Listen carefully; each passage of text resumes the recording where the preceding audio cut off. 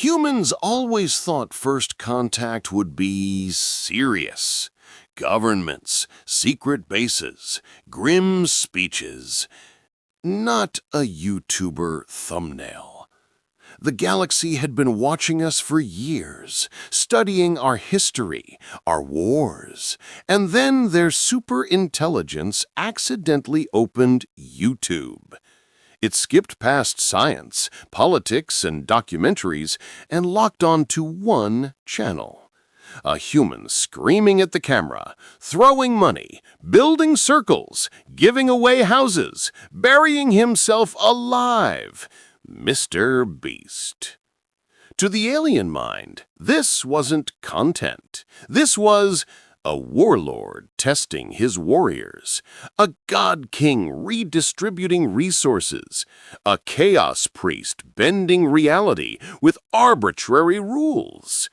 They watched humans stand in a circle for 48 hours for fun. They watched people risk everything in games that made no evolutionary sense. The conclusion across a dozen star systems was terrifyingly simple. This man is their champion. So, one ancient alien conclave did something impossible. They sent a transmission straight to Earth's most chaotic human and said, "We challenge you. Test us. Let us compete." Not against his army, not against his government, against his videos. They offered starships, moons, technology beyond anything we'd ever seen, all for a chance to appear in a MrBeast challenge. The governments panicked, the scientists froze. MrBeast read the email and said, "This would be a banger video." This is the story of what happened next, when alien diplomats showed up not to invade Earth, but to compete in the most ridiculous test humanity could possibly design. And how, somewhere between the memes, the money, and the chaos, the galaxy finally learned why humans should never, ever be underestimated. The Virell conclave had catalogued 1,000,000 signals from primitive worlds. Most were boring, a few were dangerous, none were whatever this was. On the main view screen of the conclave's observation hall, a thumbnail hovered in alien light. A human man staring wide-eyed at the camera, mouth open in exaggerated shock. Text, poorly auto-translated, read, "I gave $500,000 to random strangers." The analysts stared. War tribute?" one finally suggested. "Perhaps a dominance ritual. He proves superiority by distributing wealth to lesser pack members." Archivist Thal tapped the screen. "Bring up more footage of this MrBeast." Clips spiraled across the air. "Last to leave circle wins island. Buried alive for 50 hours. I hunted 100 people. $1 versus $1 million hotel." The conclave watched in horrified silence. "This cannot be their leader," someone whispered. "He intentionally subjects himself to danger, deprivation, and absurd constraints." "Note the pattern," Thal said, eyes glowing brighter. "Humans compete under arbitrary rules. No clear survival benefit. Stakes, money, reputation, and content." The AI translated content as ritualized chaos for mass emotional stimulation. "Look at this," Thal said, pulling up a clip of a last to leave the circle challenge. Hundreds of humans voluntarily standing in a painted ring for days. They fight boredom as a sport. They manufacture scarcity inside abundance. They choose discomfort. "That is deeply unstable," murmured the ethicist. Another clip, Mr. Beast buying an entire store, giving everything away. Resource redistribution as entertainment. Thal narrates. He exerts godlike control over matter and currency for fun. His followers cheer. A young strategist piped up. Is he a warlord? A deity? A philanthropist? The translation engine stalled, spit out, Mr. Beast, highest engagement chaos entity on Earth. The room hummed. If he commands this much attention, he must hold significant cultural power. Their algorithms prioritize him. Their youth emulate him. For our purposes, Thal smiled, a thin, terrifying stretch of mandibles. He is our champion. Champion for what? Asked a junior observer. For tests, for trials, for pushing his people to bizarre limits. If we wish to understand humanity's true capabilities, there is a perfect solution. They zoomed in on one video title. I let strangers control my life for 24 hours. We challenge this Mr. Beast to a contest. You want to fight him? Someone squeaked. No, Thal said. We want to participate in his world rules, to see how humans perform when observed, and to demonstrate our own superiority. A silence. Then the room filled with nervous agreement. Draft a message, Thal ordered. Use their transmission networks. Include compelling incentives. What can we offer? The logistics officer asked. Thal thought. Tell him, they said. We will fund his video with access to an entire alien fleet, a Dyson-scale prize, and the greatest cross-species challenge in history. The AI assembled a transmission in English. Subject: We want to be in your next video. Jimmy stared at his inbox. Okay, who's trolling? He said. The subject line read, Interstellar Observation Conclave, Challenge Proposal. He clicked. Dear Mr. Beast, we are admirers of your ritualized challenge events. We request participation in a video. We can offer access to orbital platforms, construction of megastructures, relocation of 1.0 moon, advanced energy replication technology for prize pool. In return, we wish to test humans and to be tested in a manner consistent with your content. Sincerely, the Virell Conclave. Jimmy slowly turned his monitor so the others could see. Chris squinted. Okay, that's either the best fake email of all time or we just got sponsored by aliens. Carl, bro, if this is real and we don't do it, the comments will kill us. Chandler, do they know how bad I am at challenges? I'll be the first one vaporized. Jimmy scrolled. Attached were telemetry files no one on Earth could interpret, coordinates in deep space, a 4K video of an alien ship casually towing an asteroid. Everyone went quiet at that. Carl swallowed. That CGI is crazy. It's not CGI, said a voice from the doorway. Agent Morales from some 3-letter agency stepped into the room, stone-faced. We were hoping you hadn't opened that yet. Too late, Jimmy said. New video idea. Government tries to stop me from filming aliens. Do not put that in the title, Morales said automatically, then softer. This is real. We've had contact for 48 hours. They requested you specifically. Jimmy blinked. Me? Morales said. You.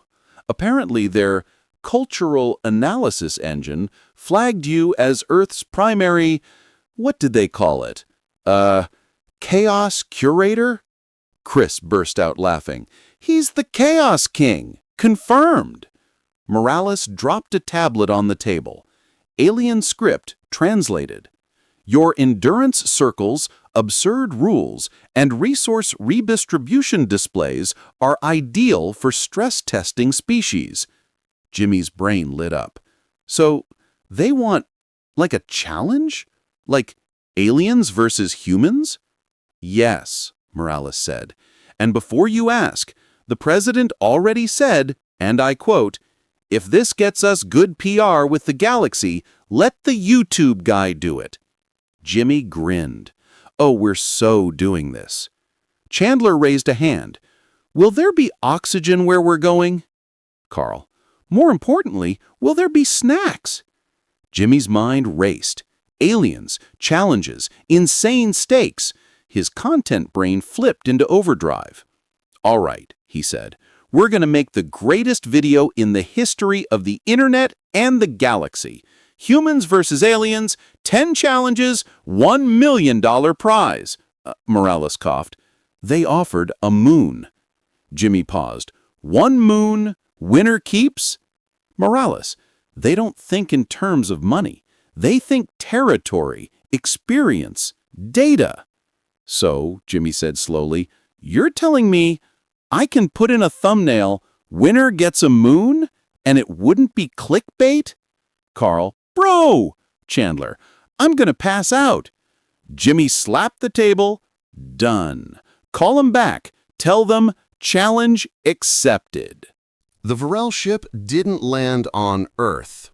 It parked politely in orbit and grew a staircase of light down to a secure desert facility. Cameras, crews, military on the perimeter. At the base of the luminous ramp, Jimmy stood in his usual hoodie, bouncing on his heels.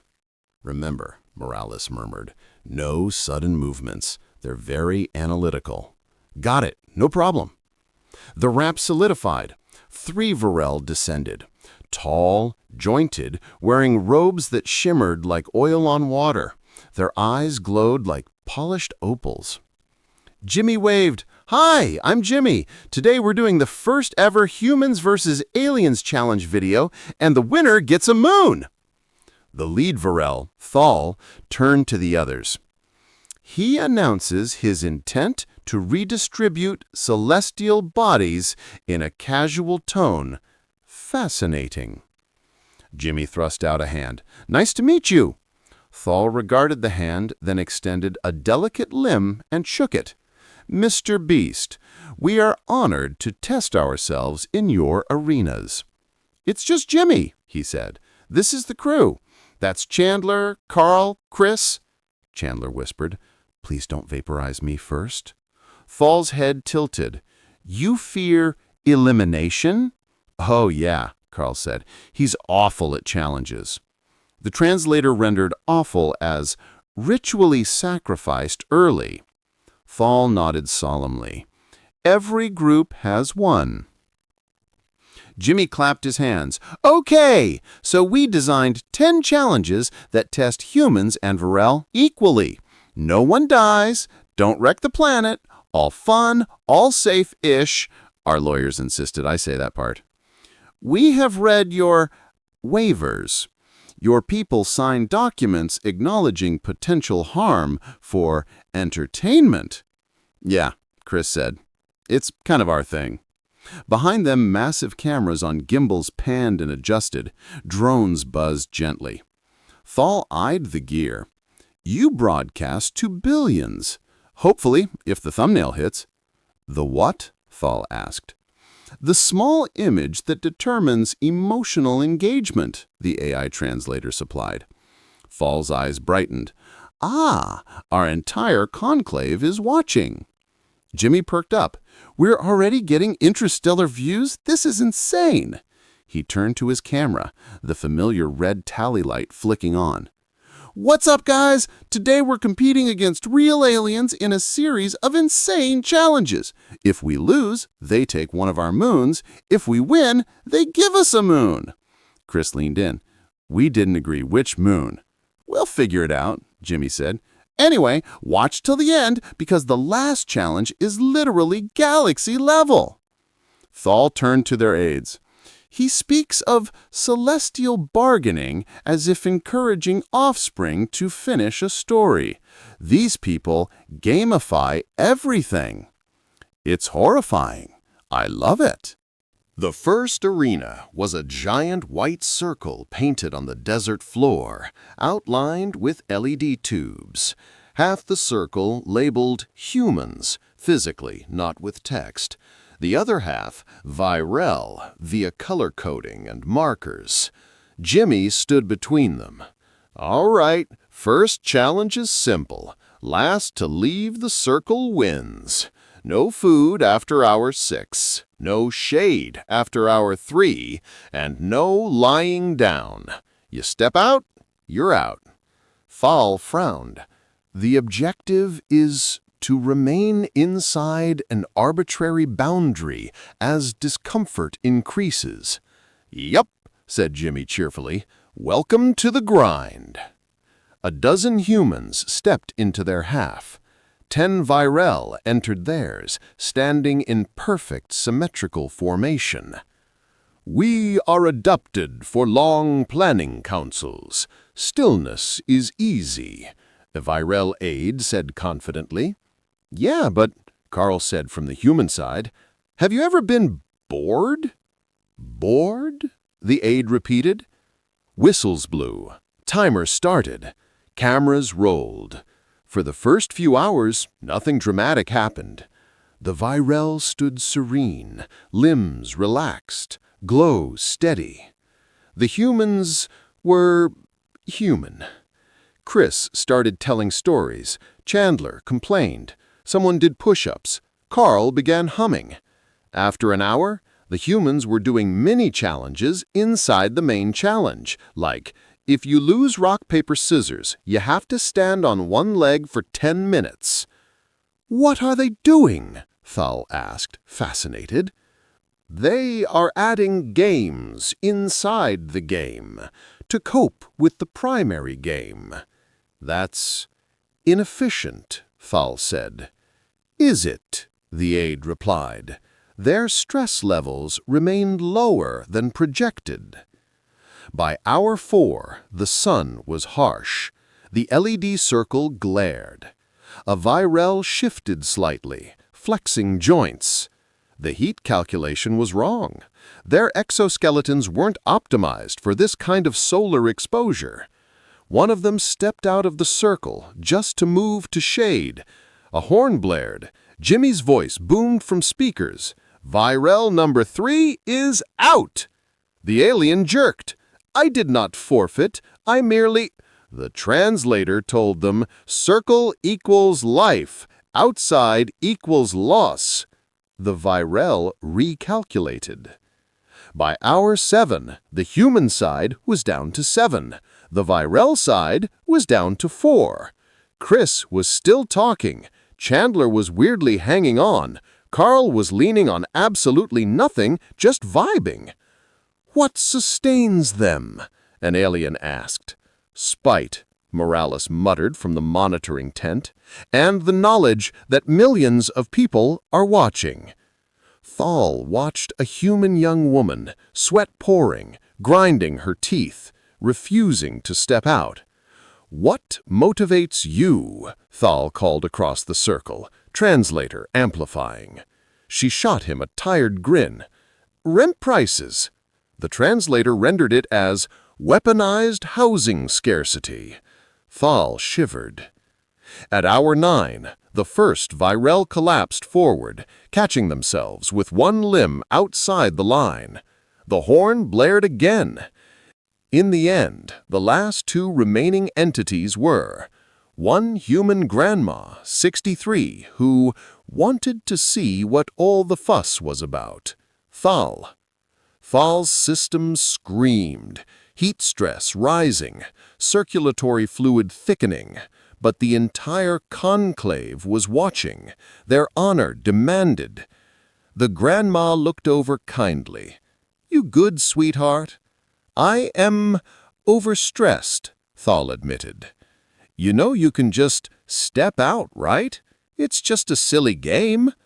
It is never just a game, not with your species. They stepped out. The horn blared. Humans roared. Jimmy ran in. Grandma Janet just beat the aliens. First point goes to humans. Fall staggered, strangely exhilarated. They convert suffering into spectacle, and then into legends.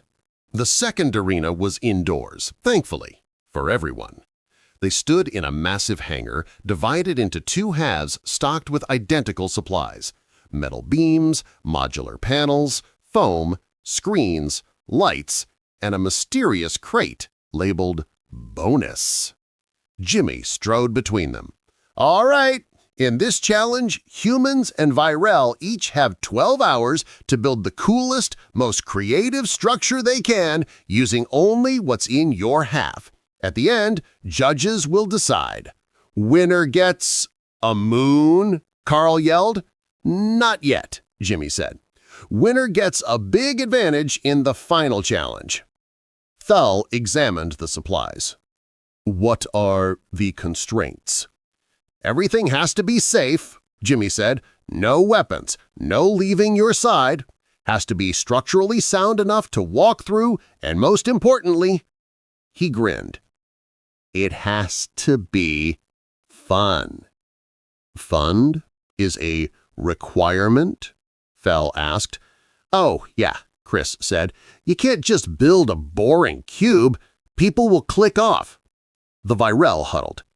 We will construct an optimized command center. Efficient, ergonomic, impressive. Fowl hesitated. Is impressive the same as engaging? We are not clowns, the aide said. We are an empire. On the human side, chaos had already begun. Carl, hear me out. Foam pit maze with hidden doors and a slide. Chandler, ball pit. You always need a ball pit. Grandma Janet, now fully part of the show. Can we make a haunted house that jump scares aliens? Jimmy scribbled. Yes, yes, yes! Time started. The Virell built beautifully. Clean lines, glowing control panels, minimalism. Their half looked like a futuristic embassy. Humans built a fever dream. By hour 10, the human side had a foam pit, a tunnel lined with LED lights, a spinning door, a room that played We Are the Champions on loop, a slide that dropped you into a puff of confetti, a section where you had to crawl through space noodles, pool noodles painted like tentacles. Fowl walked along the barrier, watching and mounting horror. They are not building for shelter. They are building for reaction. At the end, judges were gathered, a mix of human engineers, psychologists, and, per request, the alien medic. First, they toured the Virell structure. It was flawless, beautiful, efficient. It is very nice, the engineer said. Would absolutely work as a command center. How does it make you feel? Asked the psychologist. Like I should file paperwork, she said. Then they toured the human side. The alien medic emerged from the foam pit, laughing so hard their carapace rattled. What is your diagnosis? Fowl asked stiffly. They have weaponized delight. This is unsafe for my worldview. Jimmy turned to the camera. Okay, judges, which build wins? The human judges looked at each other, shrugged, and pointed. Humans, they said. On what basis? Fowl's mandibles tightened. Replay value, the psychologist said. I would come back here. I would avoid your side during weekends. Fowl had to admit, hearing the alien medic's weird wheezing joy did something. Point. Humans. Between challenges, something strange happened. The Virell began bonding. Not like humans did, loud, messy, overlapping jokes, but in their own way. One Virell engineer quietly asked Carl to explain the purpose of high fives. 10 minutes later, she was going around awkwardly smacking palms with everyone. Another Virell confessed to Chandler that actually he was enjoying the unpredictability. In our simulations, every variable is controlled. Here, you leave so much to chance. Yeah, that's why I lose all the time. Thal watched Jimmy review footage. You edit these rituals, Thal said. You compress them into narratives. Yeah, nobody's gonna watch 27 hours of us standing in a circle.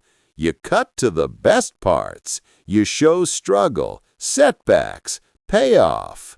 You choose what the galaxy sees, Thal mused. Same as you just use reports instead of thumbnails. Thal thought of their observation hall back home, of how they judged humans from carefully curated clips. Maybe our cuts were unflattering, they said. Maybe. You only saw the chaos, not the why. Thal's filaments flickered a softer color. I thought your species trivialized hardship. Now I see you ritualize it, make games out of pain. It is unnerving. Hey, we're the species that turns sports into economics, disasters into memes, and exhaustion into bragging rights. It's who we are. Thal watched Carl teach a Virell to dab for the camera. It is terrifying, Thal said. Jimmy grinned. That's kind of our brand. The third challenge was designed by the Virell. We have observed your hide-and-seek rituals, Thal said. We wish to enhance them. In the desert, an alien device unfolded like a geometric flower, humming softly. A shimmer expanded, revealing copies of the terrain, layered realities. Jimmy's jaw dropped. You made multi-level hide-and-seek? Yes, Thal said. 3 phase-shifted copies of this facility, identical visually, but slightly out of sync in time-space. Bro, this is literally the best day of my life, Carl said. Rule set. Everyone wears a phase band that lets them jump between layers. One person is seeker. Others hide across all 3 layers. Last found wins advantage.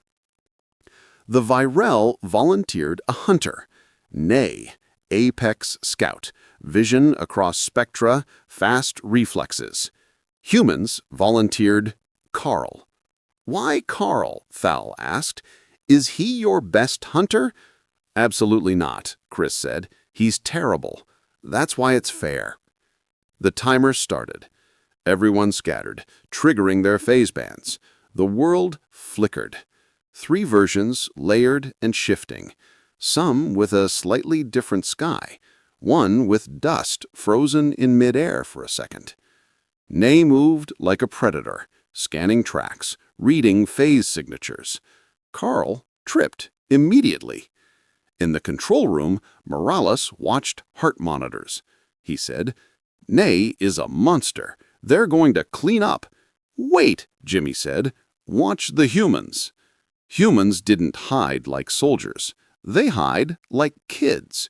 2 climbed inside a ventilation tunnel and used their shirts to wipe footprints. Someone buried themselves half in phase inside a hay bale.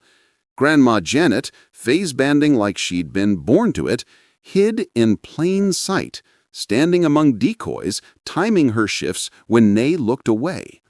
The Virell hiders, by contrast, picked the most logical cover, which was exactly what Ney checked first. One by one, Virell were found, tagged, and sent back to base. Human shrieks and laughter echoed across realities. "How are they so good at this?" a Virell observer muttered. "We have entire childhoods of practice. Do you know how many hours of our youth is just, you count, I hide?" Ney grew frustrated. Humans kept exploiting the phase delay to slip behind them, then dash to new cover at the last possible moment. Finally, only two remained, Ney and Grandma Janet. The two circled each other across layers. Janet misstepped. Ney lunged and ran right into a false phase projection. Janet popped up behind them. "Gotcha," she said, tapping their shoulder. Horn, siren, cheers. "How did you do that?" Thal asked later, genuinely curious. Janet shrugged. "I raised 3 kids in a house with 1 bathroom. You learn timing." The translator rendered it as, "She mastered resource-based spatial combat." HFY. By Challenge 8, the stream had wrecked records. Not just on Earth. Virell view counters exploded. Other species had tuned in. Signals drifted out, rebroadcast, interpreted. In one distant system, a warlike race watched Carl fail at a simple puzzle and decided humans were harmless. 30 minutes later, they saw Grandma Janet outlast an alien scout in tri-layer hide-and-seek and rewrote their threat assessment. In another system, a philosopher species became obsessed with the idea of challenges with no direct survival purpose. They called it luxury suffering. The Galactic Council convened an emergency meeting. "What are they doing?" a reptilian delegate hissed.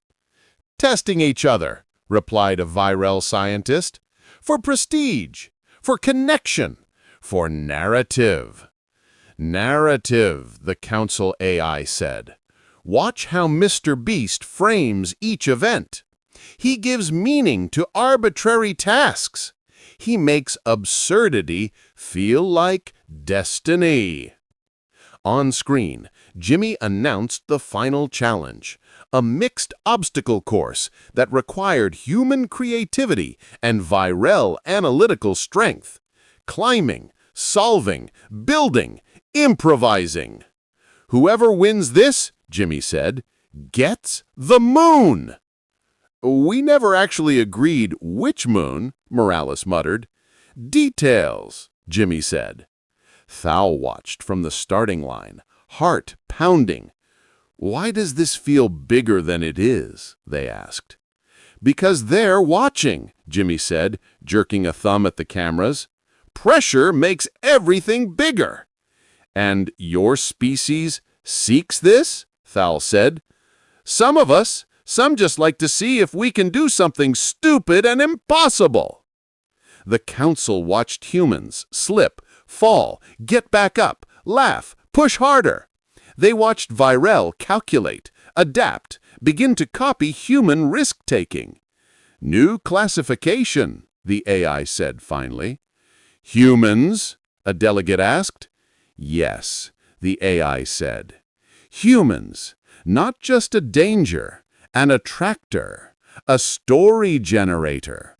Species that approach them will be pulled in." "Is that a threat?" someone asked. "Depends," the AI said. "Do you like being bored?" The last obstacle was brutal. Not physically, emotionally. 2 doors at the end of the course. Above one, a symbol, human. Above the other, Virell. Inside, hidden from both teams, the real choice. The rule, Jimmy announced, Whoever reaches the doors first gets to pick which species receives the moon as a prize. Morales hissed, "You were supposed to negotiate that! Trust me, it's better this way." Humans and Virell scrambled through the course, sand, puzzles, rope swings, bruises, and laughter. In the end, incredibly, two figures reached the doors at almost the same time, Thalawar and Grandma Janet. They skidded to a stop, panting. "You choose," Thal said. "Your people or mine?" Janet looked at the doors, at the cameras, at Thal. "What does your empire need?" she asked quietly. "A moon is data. A new lab, a new lens. It benefits the conclave." Janet thought of her rent, her kids, her planet. "We need a win," she admitted. "We've been losing a lot lately." Thal's filaments flickered in sympathy. "They noticed," they said. Janet exhaled. "But my grandson is going to watch this, and I want to see something else." She stepped forward and slammed her hand on the Virell door. Gasps, horn, sirens, fireworks. On the monitors, text flashed, "Virell receive moon. Humans receive something else." Everyone stared. What? "Something else," Thal whispered. Back in the arena, confetti cannons erupted over the human side. A screen dropped down showing a new hospital funded, debts paid, scholarships opened, a massive donation to a global climate fund. "We don't need more rocks," Jimmy's voiceover said. "We need more chances." Thal watched the footage, stunned. "You could have kept the moon," they said softly. Janet shrugged. "We get a better story this way. HFY." The video went up 48 hours later. Title: We competed against aliens for a moon. Emotional. It shattered view records. Reaction videos, memes, think pieces, council reports. Some species saw only frivolity. Others saw something horrifyingly powerful. A species that could turn anything, pain, boredom, fear, into a challenge. A species that could look at an alien empire, beat them at their own analysis, and then choose to share the prize. On the Virell ship, Thal watched the final edit. They saw themselves laughing in the foam pit. They saw Janet tag Nye in hide-and-seek. They saw Jimmy's closing line. At the end of the day, it's not about who owns a moon. It's about what you do with what you've got, and who you do it with. Thal's aide asked, "Do you regret challenging him?" "Regret?" Thal said. "No. I am changed." "Do we fear them more?" the aide asked. "We fear them differently," Thal said. "Before, we thought they were reckless. Now we see they are voluntarily unfinished, always pushing their own edges." "Is that dangerous?" the aide whispered. "Yes, but also contagious. I find myself wanting to design my own videos, tests for us." They turned to the galaxy map. "Begin a new observation category," Thal said. "Species exposed to humanity's games." "What do we call it?" the aide asked. Thal thought of Janet's door choice, of Jimmy's laugh, of Carl tripping over absolutely nothing and getting back up anyway. "We call it," Thal said, "the challenge era." Back on Earth, Jimmy read comments. "Bro made aliens cry. This is peak HFY. Grandma Janet greater than entire empire." He smiled. "Think they'll come back?" Carl asked. "Oh yeah," Jimmy said. "You can't just do one video with aliens. The sequel's gonna go crazy." Somewhere in the dark, Virell ships plotted new approaches. Not invasions, collabs. HFY.